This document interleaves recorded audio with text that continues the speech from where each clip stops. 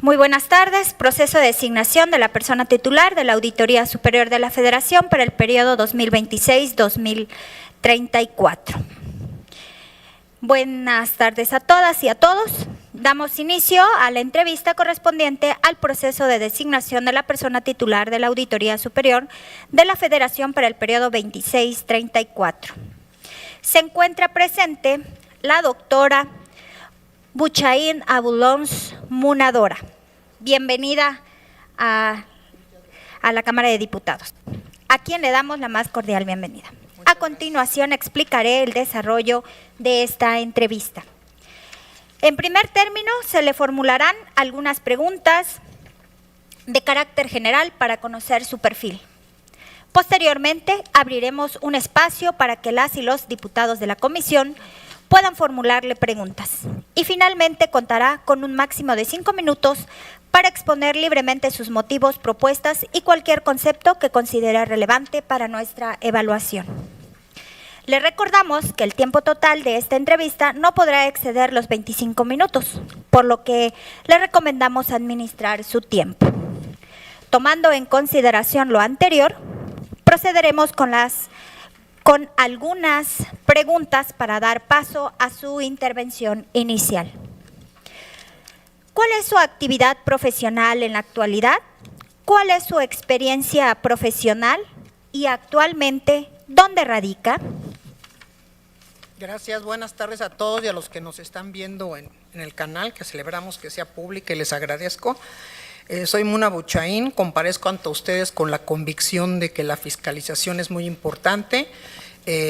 Como pueden ustedes ver en el currículum que presenté, soy doctora en Derecho, soy experta internacional en materia de auditoría, fiscalización y anticorrupción, con más de 30 años trabajando en estos temas. Soy psicóloga, llevo a cabo investigaciones internas en áreas privadas de 8 años para acá. Me ha tocado en algunas ocasiones capacitar a las entidades de fiscalización. Fui reconocida con un premio internacional, el que otorga la UNODC, que es el área anticorrupción de las Naciones Unidas, con ROLAC, por mi trayectoria en esta lucha. Tengo una maestría en administración, tengo un posgrado en psicología. Soy examinadora forense certificada por la Association of Certified Fraud Examiner, entrevistadora forense asimismo. He escrito 2 libros, La Casa Sucia y Auditoría Forense de Delitos contra la Administración Pública. He encabezado grandes investigaciones del ámbito forense. Más allá de lo que significaron, se logró implementar de alguna manera, por primera vez en la historia, un área forense, la primera en la que se integró una metodología especial con toda la regulación, y a partir de eso se cambió la metodología, que no solamente impactó en la Auditoría Superior de la Federación, sino que impactó en todo el país en un eje transversal, porque dio a conocer la complejidad de los esquemas de corrupción que operaban en torno a la contratación, bueno, que operan todavía, y de programas gubernamentales, y se llevó a ir hasta el fondo, a entender cómo operan estas redes de poder. Por primera vez también se hicieron mapeos de personas de interés y verificar la materialidad de los servicios. Y tengo que decir también que afortunadamente conozco todos los procesos, desde la planeación, de cómo se decide una planeación, pasando por todas las historias de la auditoría, y llegué incluso a presentarme para el proceso o juicio de responsabilidad política que en su momento se integró contra la exsecretaria de Sede Solicidato. Entonces, me parece que esa es la trayectoria que quiero poner a sus órdenes. Muchas gracias. Se concede el uso de la voz a las y los diputados de la comisión que deseen formular alguna pregunta. Adelante, compañeros. Buenas tardes, Joaquín Cebadúa. Existe la percepción en la población, según revelan varios sondeos, de que el fincar responsabilidades a las personas que tienen ya en el proceso de auditoría y fiscalización establecidas que hubo un posible daño al erario, luego no lleva a la consecuencia final, que sería la sanción penal en su caso, ¿no? Usted ha hablado sobre eso, ha escrito sobre eso, sobre la dificultad que ha habido en el proceso que usted encabezó en su momento para que se fincaran las responsabilidades. ¿A qué lo atribuye? Y si fuera usted titular de la Auditoría Superior de la Federación, ¿cómo podría hacer que esto cambiara y que los que incurrieran en esas conductas tuvieran las debidas consecuencias?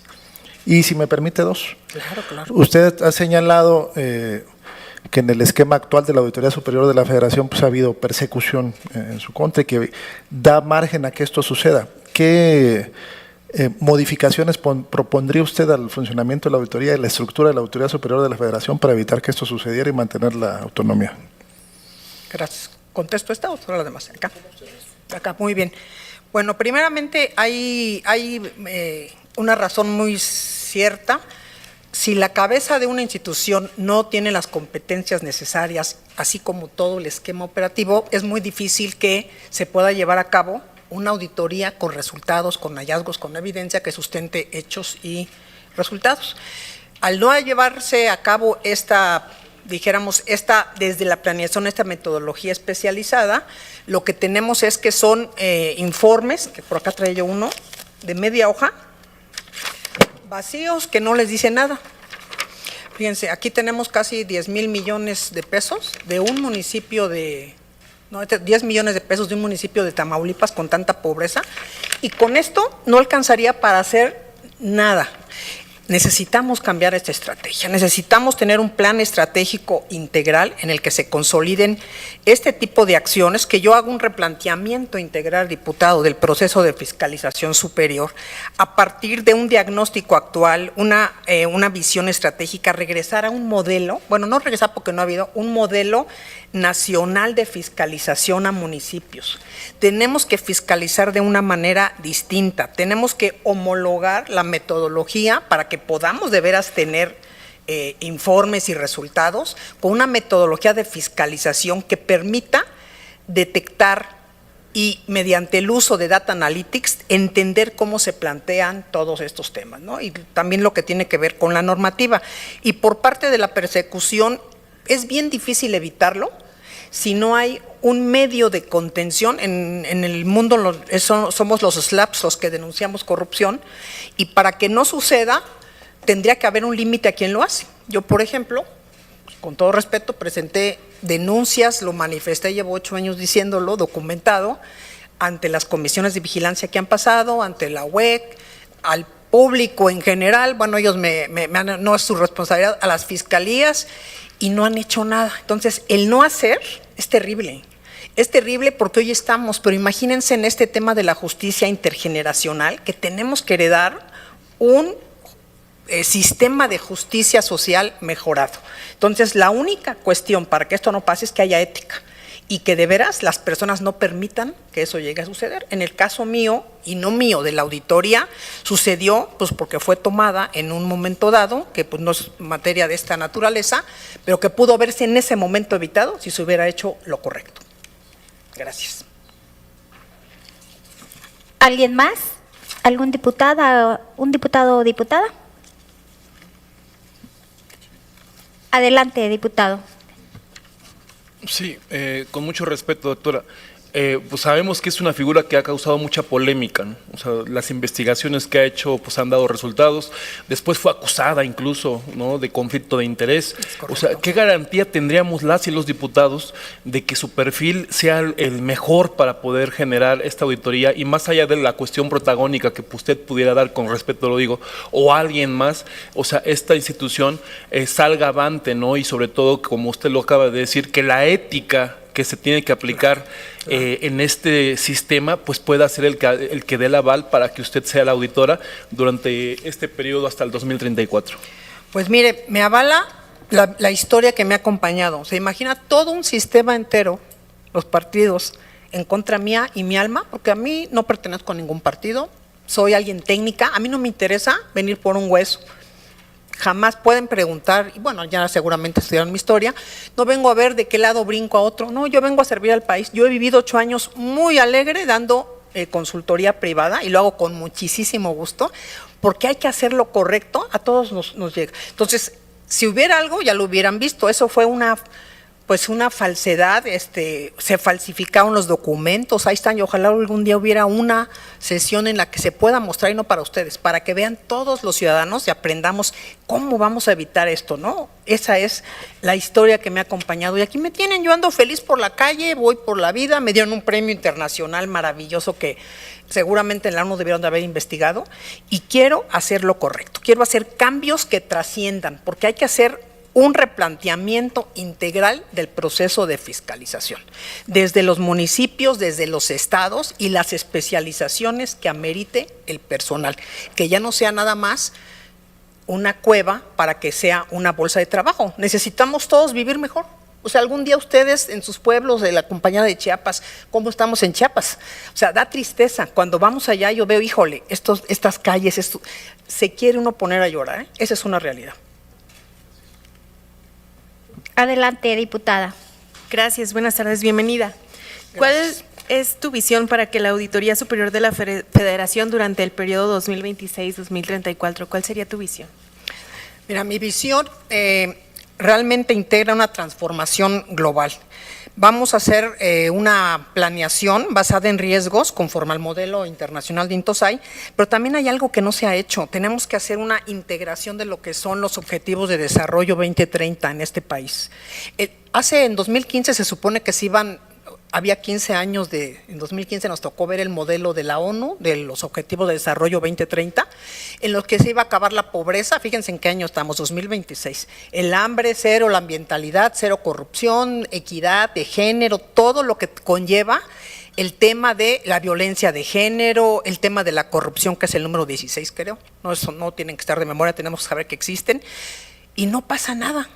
Si realmente retomamos la fiscalización, que en lugar de que sea un arma de impunidad, porque los oí en la mañana, estimados legisladores, las quejas también que justamente dicen de que cómo llegan a los municipios, cómo le piden dinero, cómo coinciden, o sea, eso no es lo que nos importa. Necesitamos que haya menos auditorías, pero que también esas auditorías realmente incidan en que haya menos observaciones, porque cada vez se aumenta, quiere decir que no hay algo que les ponga un límite. Entonces, para mí, diputada, sería este fortalecimiento, la transformación de esta consolidación con un enfoque transversal, pero también tiene que haber una plataforma nacional de auditoría pública, tiene que haber un plan estratégico con todas las áreas en las que se puede implementar en 5 años por lo menos, porque sería imposible que venga y les diga en 2 años, no, hay que empezar de cero, está derruido y el modelo es obsoleto. Empezar de eso implica que en esta fiscalización vamos a transformarlo, porque la complejidad de los delitos financieros, de las conductas financieras, ya lo hemos visto en el país, ha evolucionado de tal manera que, bueno, esto debe ser de risa, ¿no? Que aquí hacen media hojita y se acabó. Ya no nos vamos a centrar nada más en la revisión documental, vamos a centrarnos yo crearía un área de inteligencia financiera al interior, de producir información de inteligencia a partir de los datos que existen y que nadie tiene, ¿no? Que nada más los usan de una manera aleatoria. Este futuro que yo veo, que ese sí sería en 1 o 2 años, basado en inteligencia institucional, análisis de datos, investigación financiera y la cooperación interinstitucional. De veras que sin eso no podemos, sería mentira. Luego dice, no, es que hay que dotar de dientes. No, no es dientes. No, la auditoría no sanciona. Necesitamos poner límites, pero tener los elementos para ser predictivos. Es la predicción. Gracias. Adelante, compañero. Bienvenida, doctora. Muchas gracias. Se nota que es una persona muy capacitada, Muchas muy gracias. preparada. Una pregunta muy sencilla. De acuerdo al Código Penal Federal, ¿cuáles son los delitos tipificados como hechos de corrupción? Y sabemos que en la historia de México ha habido muchos de ellos. Específicamente me llama la atención 2, que es la estafa maestra y el caso Odebrecht. Si usted hubiera estado en ese momento en la auditoría, ¿qué hubiera hecho? No, yo investigué la estafa maestra, pero le voy a platicar qué no me dejaron hacer. Eso es muy buena su pregunta. El capítulo 10 del Código Penal federal, que fue el que se reformó cuando el sistema que es inoperante absolutamente, tutela los delitos cometidos contra la administración pública, peculado, ejercicio indebido, como 5 o 6, no lo tengo, de tráfico de influencias, en fin, no hay que saberlos de memoria, hay que saber dónde están, que están y en el ámbito federal, en cada estado es distinto. ¿Qué faltó de hacer, no? Porque Odebrecht se quedó a medias, precisamente porque los órganos internos de control de esas instituciones, como fue Pemex, la Fiscalía General de la República, ¿no? En esos entonces, y bueno, y también después que pudo haber hecho las investigaciones, dejaron de hacerlo. Que aquí también hay un fortalecimiento que yo creo que tendríamos que generar. Que las personas que estén, y bueno, que vayan ya a entrar, porque hay que hacer una depuración de personal, sin duda alguna, porque está plagada de corrupción, tendríamos que hacer 6 meses intensivos para cada uno, pero 6 meses con la UNAM, con un programa especial para hacer auditores realmente fiscalizadores en estos temas. O sea, que no lleguen y salgan y no, tenemos que entrar, pero también tienen que ser los ministerios públicos y también tienen que ser los magistrados, porque si un magistrado piensa que por haber estado en un área de responsabilidades en un estado ya tiene el proceso, no le entendemos a lo que es la fiscalización porque es compleja. Y luego, si tenemos estos informes que están tan perdidos, ¿no? Los informes, hasta hoy, 8 años que dejé la auditoría y muchos de los colegas me hablan a preguntar qué quiso decir el informe, y yo con mucho gusto los digo, tremendo, entonces no se entiende nada y también eso tiene que ver con la impunidad, no se plantean los elementos.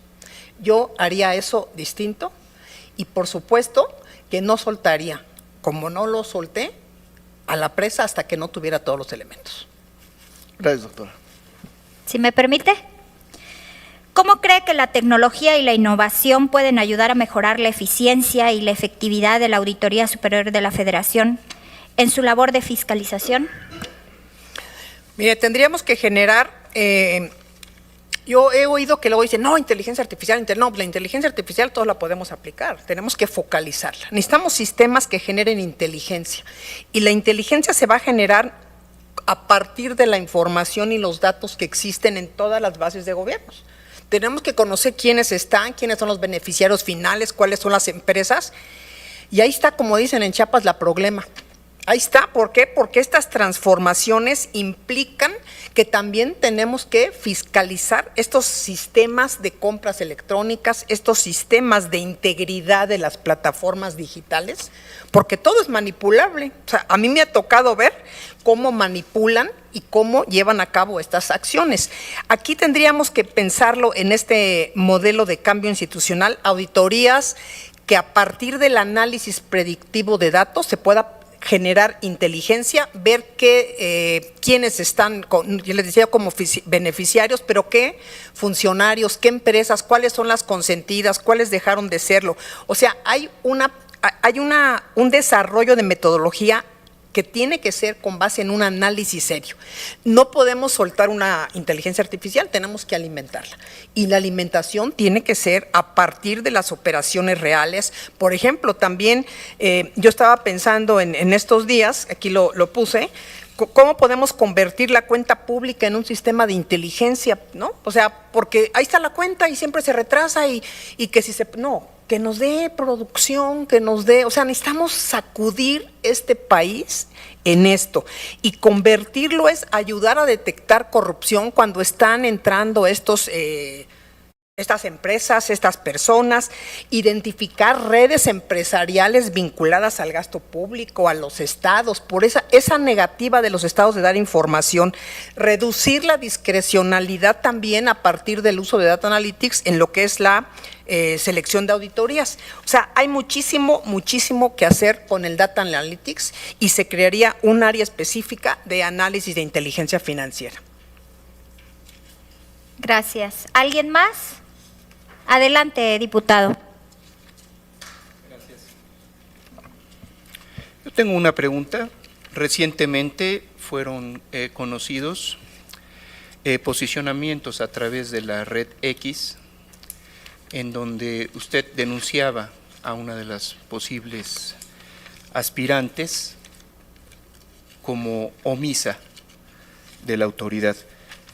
Acto seguido en las redes sociales aparece un edicto en donde se le imputa o se le atribuye desvío de recursos públicos, que se notificó en un edicto el 9 de julio de 2025. Sí. La pregunta es, ¿cómo deben de actuar los aspirantes y una vez que se elija el futuro o futura responsable ante las redes sociales? Y la segunda es, ¿qué responde usted a las imputaciones sobre desvío de recursos que tiene como aspirante a esta responsabilidad? Claro que sí, gracias. Le queda un minuto perdón. para Ay, ¿un para minuto? responder. Bueno, Ok, que la integre con su conclusión. Sigue, adelante.